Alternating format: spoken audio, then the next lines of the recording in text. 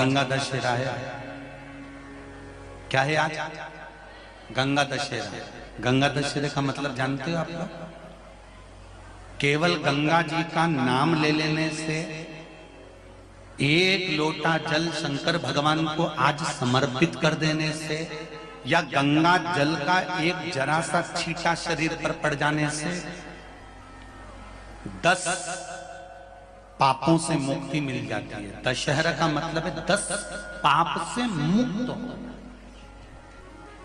पहला पाप है किसी के घर का बिना पूछे कोई सामान उठाकर हमने भोग कर लिया हो, तो उस पाप से मुक्ति। गंगा दशहरे के 10 पाप से मुक्ति दिलाता है गंगा दशहरा। दूसरा, किसी ब्राह्मण, किसी गुरुजन को मुख से अपशब्द कह दिया हो, तो आज ही का दिन है जिस दिन पाप कर्म से मुक्ति मिल जाती है। तीसरा, किसी स्त्री को, किसी नारी को, किसी कन्या के प्रति, स्त्री के प्रति, नारी के प्रति अगर गलत सोच लिया हो या गलत कर्म हमने कर दिया हो, तो उस पाप से मुक्ति गंगा दशहरे का दिन दिला देता है। चौथा,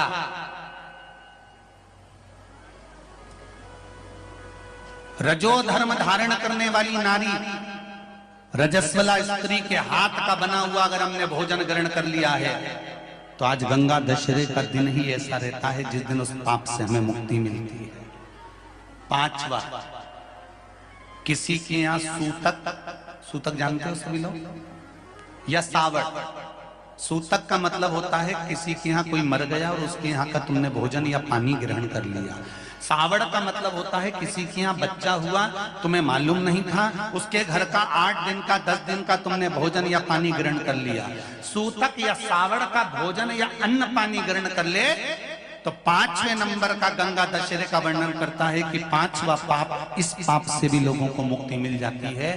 6ठे नंबर का वर्णन आया, किसी मंदिर की जगह पर या धर्म की जगह पर अपना कब्जा कर लिया हो, या धर्म की जगह को अपना बना लिया हो, तो उस पाप से मुक्त होने का एक साधन 6ठे नंबर का।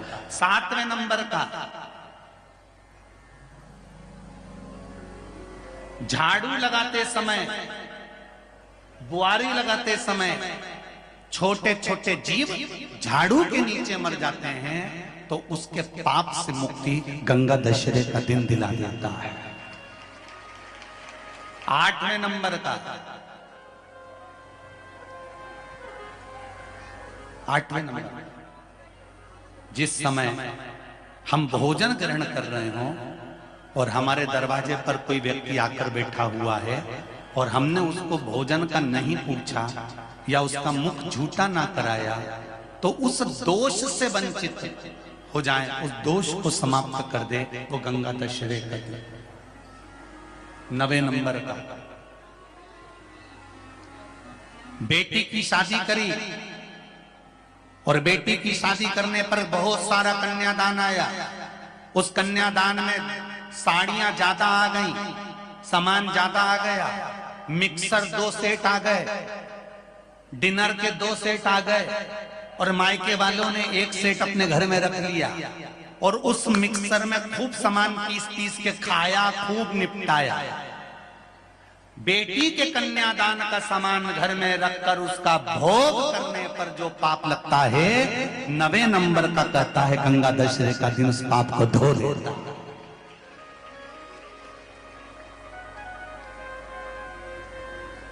10वें नंबर का महाराज, यदि किसी तीर्थ में जाकर हमने कोई गलत काम करा होता है, तो गंगा दशहरे का ये आज का दिन हमारे पाप को वो धो देता है। ये गंगा दशहरे के 10 पाप को धोने के लिए मात्र एक दिन है गंगा दशहरे का दिन।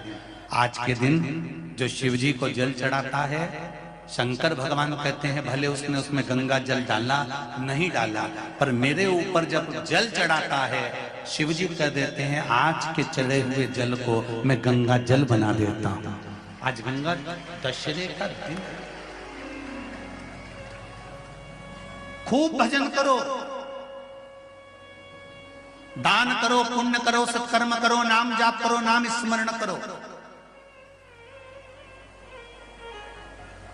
आज ही का वो दिन है गंगा दशहरे का, जिस दिन आज मेरा भोलेनाथ आप कथा प्रेम से सुन लें तो मेरा बाबा जाते जाते आपको कुछ देकर चले जाए। इसलिए स्नेह से शंभो शंभो हर हर महादेव। शिव भक्ति में शंकर के स्मरण, आपका चित्तवृत्ति, आपका मन परमात्मा को दिया जाए। दिया क्यों लगाते हैं हम? मंदिर में दीप क्यों लगाते हैं? दिया लगाने का कारण क्या होता है? दिया लगाने का केवल एक कारण होता है, हम भगवान के मंदिर में प्रकाश करने के लिए दिया नहीं लगाते, हम भगवान के मंदिर में उजाला करने के लिए दिया नहीं लगाते। शिव महापुराण, पद्म पुराण और हमारा शास्त्र वर्णन करता है कि हम जब भगवान के मंदिर में दिया लगाते हैं, दीप प्रज्वलित करते हैं, तो दिया परमात्मा के लिए नहीं लगाते। जब हम दीप प्रज्वलित करते हैं तो जैसे ही मंदिर में प्रकाश होता है वैसे ही हमारी जिंदगी में चारों तरफ प्रकाश होना प्रारंभ हो जाता है।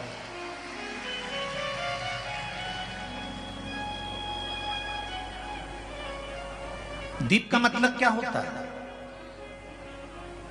सूर्य देवता की साक्षी। शिव पंचायत, शिव महापुराण की कथा आप लोगों ने सुनी थी। शिव पंचायत, शिव महापुराण की कथा यदि आप लोगों ने सुनी थी तो उसमें वर्णन करा था कि प्रत्येक पूजन में, अर्चना में, यज्ञ में, अनुष्ठान में, भगवान की भक्ति में सूर्य की साक्षी होना जरूरी होता है।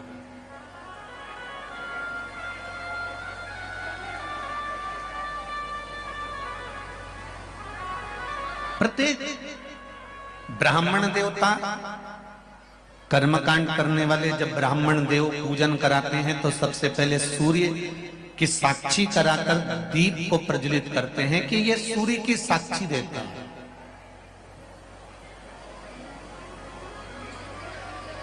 ये केवल सूर्य नहीं है, ये केवल दीप नहीं है, ये सूर्य की साक्षी देने वाले। महाराज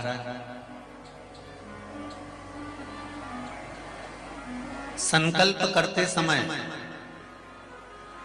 हाथ में जल लिया जाता है, संकल्प करते समय हाथ में अक्षत चावल लिया जाता है, संकल्प करते समय हाथ में खुला पैसा लिया जाता है, संकल्प करते समय एक गोल सुपारी हाथ में ली जाती है, संकल्प करते समय हाथ में पुष्प लिया जाता है।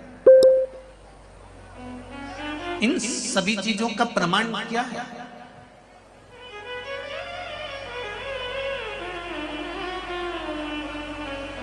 क्यों इन चीजों का प्रमाण कहा गया कि संकल्प लेते समय हाथ में जल लीजिए, संकल्प लेते समय हाथ में चावल लीजिए, संकल्प लेते समय हाथ में आप कुछ मुद्रा धारण कर लीजिए, कोई सुपारी ले लीजिए, जल ले लीजिए? इनका प्रमाण क्या है? अगर किसी कर्मकांडी ब्राह्मण से पूछेंगे तो वो बताएगा इस जल में, अक्षत में, सुपारी में, मुद्रा में, पुष्प में हमारी एक पीढ़ी संकल्प देने के लिए नहीं आई है। जब ब्राह्मण संकल्प छुड़ाता है, गोत्र बुलवाता है, नाम का स्मरण ब्राह्मण देवता कराते हैं, तब हाथ में जो वस्तु रखी होती है वो वस्तु केवल एक कुल को तारने वाली नहीं होती, वो संकल्प देने वाली वस्तु 7 पीढ़ी को तार देती है, 7 कुल को तार देती है। उसी तरह मंदिर में लगाया गया दिया केवल मंदिर को प्रकाशित नहीं करता, मंदिर में लगाया गया दीप केवल मंदिर को उजाला नहीं करता, मंदिर में लगाया गया दीप सबसे पहले अगर प्रकाश देता है, सबसे पहले उजाला देता है। तो हमने जैसे ही दीप को प्रकट करा और प्रकट करते से वो दिए ने सबसे पहले प्रकाश हमारे हृदय में करा और हमारी जिंदगी में करा, हमारे जीवन में वो प्रकाश करा।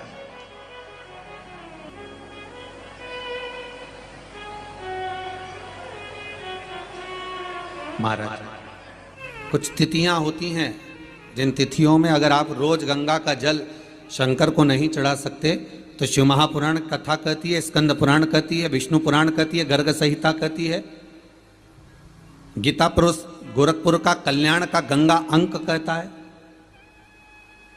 कि कुछ तिथियां भारत की भूमि पर ऐसी वर्णित है जिन तिथियों में भी गंगा का जल हम शिव को अगर एक बूंद भी समर्पित कर रहे हैं, गंगा का जल मात्र एक आधी चम्मच भी, आचमन जितना भी अगर हम शिव को समर्पित कर रहे हैं तो उसका सुख आनंदित है। जैसे पंचमी तिथि, नवमी तिथि, दशमी तिथि, एकादशी, प्रदोष, पूर्णिमा, अमावस्या, ये तिथियां हमारे यहाँ जो दी गई हैं, इन तिथियों में अगर हम गंगा का मात्र थोड़ा सा जल भी अगर जल के पात्र में डालकर गंगा जी का जल थोड़ा सा भी शिव के पास लेकर जा रहे हैं तो ये एक भाव अपने भीतर होना चाहिए कि आप केवल गंगा का जल साधारण शिव मंदिर में समर्पित नहीं कर रहे हो, आप गंगा का जल भले अपने घर से लेकर जा रहे हो और थोड़ा सा भी जल ले जाकर अगर शिव को समर्पित कर रहे हो तो तुम्हारे भीतर ये भाव होना चाहिए कि मैं गंगोत्री से जल भरकर सीधे रामेश्वर में ले जाकर गंगा के जल को समर्पित कर रही हूँ। श्रावण के महीने में या अन्य महीने में आप शिव को समर्पित कर रहे हैं, ये आपके भीतर एक भाव उत्पन्न होना। एक बार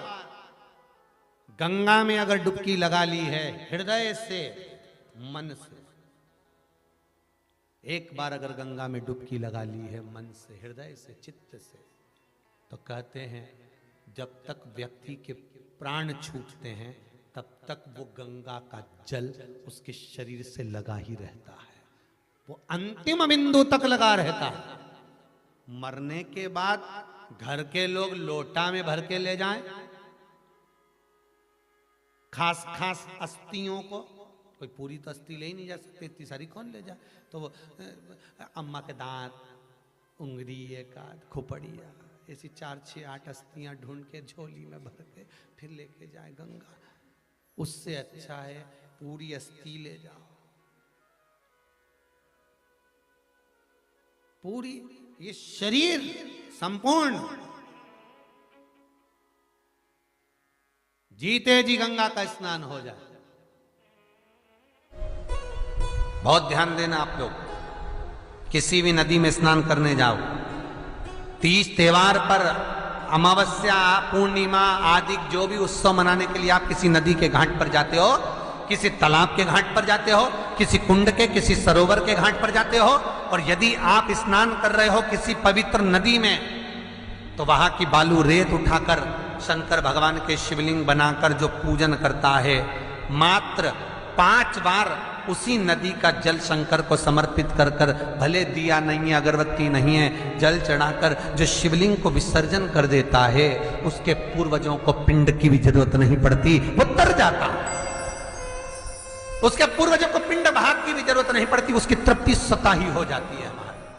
यमुना, सरयू, क्षिप्रा, मंदाकिनी, नर्मदा, जितनी पवित्र नदी होती है, इन नदियों में आप लोग एक बहुत बड़ी गलती करते हो कि दोने में दिया लेते हो और दोने में दिया लेकर उसको रखकर और आप नदी में दिया जलाकर बहा देते हो।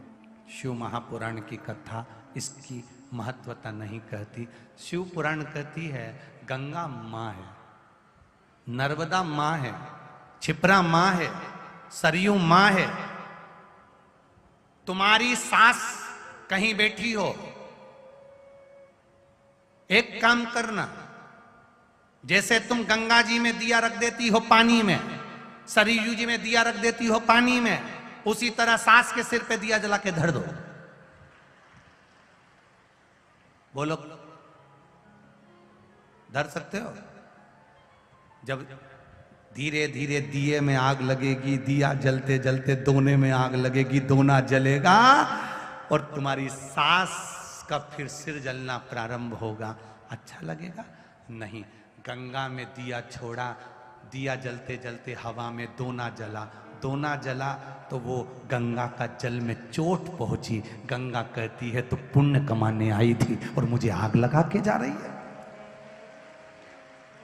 पवित्र नदी को शुद्ध रखिए, उसमें पवित्रता का विशेष ध्यान रखिए। यहां तक शिव महापुराण की कथा कहती है अपने स्नान के कपड़े भी अगर तुम घाट पर किसी के कहने पर छोड़ कर आ रहे हो, कई लोग कोई कह देता है तुम्हारे ऊपर ये रोग लग गया, तुम्हारे ऊपर ये बीमारी हो गई, नदी पे नहाने जाना, अपने कपड़े छोड़कर आ जाना।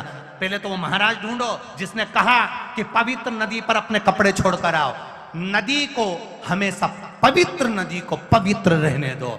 मेरे राम जी जब चित्रकूट होते हुए चले गए, मेरे राम जी जब अयोध्या से लंका तक गए, बीच में इतनी पवित्र नदी पड़ी थी, मेरे राम जी ने एक जगह पर अपने वस्त्र को नहीं छोड़ा, न वस्त्र को पानी में निचोड़ा। मेरे राम जी ने स्नान करा, स्नान कर कर पानी ले जाकर दूर अपने वस्त्र को निचोड़ा, कहीं ये मेरे वस्त्र का पानी पवित्र नदी में ना चले जाए। वो मेरे राम थे जो मार्ग बताते जा रहे थे। और आज के जमाने में लोग एक जनी ने दिया जला के छोड़ा, बड़ी खुश हुई, वो भेरिया वो भेरिया वो भेरिया वो भेरिया वो भेरिया इतनी दूर तक चले गया। अब गंगा जी ने भी कह दिया अब की तो आ गई, अगली बार आ, अगली बार आ। इतनी प्लानिंग करिए, हरिद्वार जाऊंगी, हरिद्वार जाऊंगी, हरिद्वार जाऊंगी, हर बार प्लान बनाती थी, बद्रीनाथ जाऊंगी, केदारनाथ जाऊंगी, हर बार प्लान बनाती थी, अब की बार जाऊंगी, अब की बार जाऊंगी। भगवान घर में ऐसी बांधा ला के रख देता कि तुम्हें हरिद्वार तक बुलाता ही नहीं। अब सोचती मैं बस एक ही बार होके आई, फिर तो मेरा जाना ही नहीं हुआ। कभी तुमने गंगा जी से पूछा कि बार बार जाना क्यों नहीं हो रहा? गंगा जी खुद नहीं बुला रही, आग लगा के चली जाएगी। गंगा जी खुद नहीं बुला। पवित्रता का ध्यान रखिए, हम उसकी शुद्धता का ध्यान रखिए। हमने गंगा, यमुना, सरयू, सरस्वती, क्षिप्रा आदि को कैसे कैसे पवित्र रखना। आप में से कितने लोग हैं जो नर्मदा नहाए? आप में से कितने लोग हैं जो गंगा नहाए? आप में से कितने लोग हैं सरयू नहाए? कहीं ना कहीं किसी पवित्र नदी में आप लोगों ने स्नान जरूर करा होगा। बोलो करा कि नहीं करा? जितने लोग कथा सुन रहे हैं उनने भी करा होगा, जितने फेसबुक यूट्यूब पर सुन रहे हैं उनने भी करा होगा। किसी ना किसी पवित्र नदी में आपने, हमने, सबने स्नान करा होगा। अब स्नान तो हम कर लिए, उस गंगा नदी में हम नहाए तो गंगा नदी में हमने स्नान करा और स्नान कर कर बाहर निकले तो हमको 1.25 लाख बार स्नान का पुण्य मिल जाए। उसके लिए क्या करना पड़ेगा?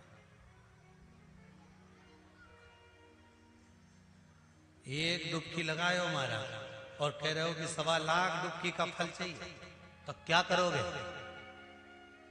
1.25 लाख डुबकी का फल पाने के लिए क्या करना पड़ेगा? केवल एक काम, जिस पवित्र नदी का स्नान कर रहे हो उस पवित्र नदी की बालू का, बालू मतलब रेत का, बालू का शिवलिंग का निर्माण करना, उसका पूजन करना।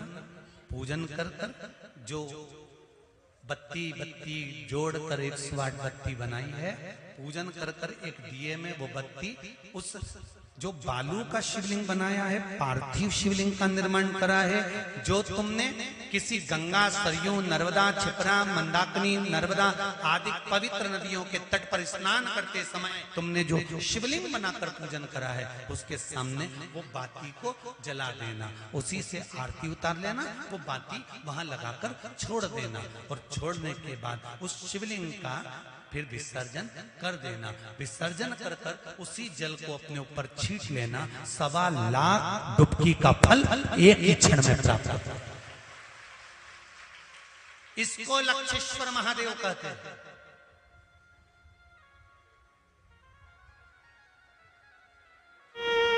दो जगह पर धान, धान जानते हो? चावल, जौ, चावल, धान माना गया।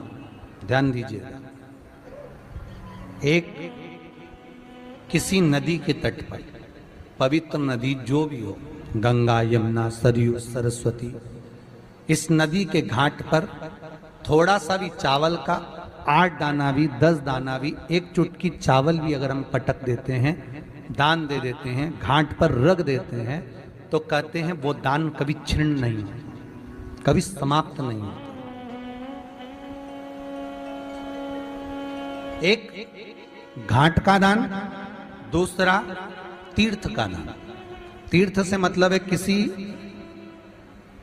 पुरी में, मोक्षपुरी में आप पहुंचे हैं, अयोध्या, कांची, अवंतिका, मथुरा आदि आदि जिस पुरी में हम पहुंचे हैं, उस पुरी में आपने अगर अन्न का एक दाना भी दान दिया है तो वो महाराज छिन्न नहीं होता, वो भी अजर और अमर,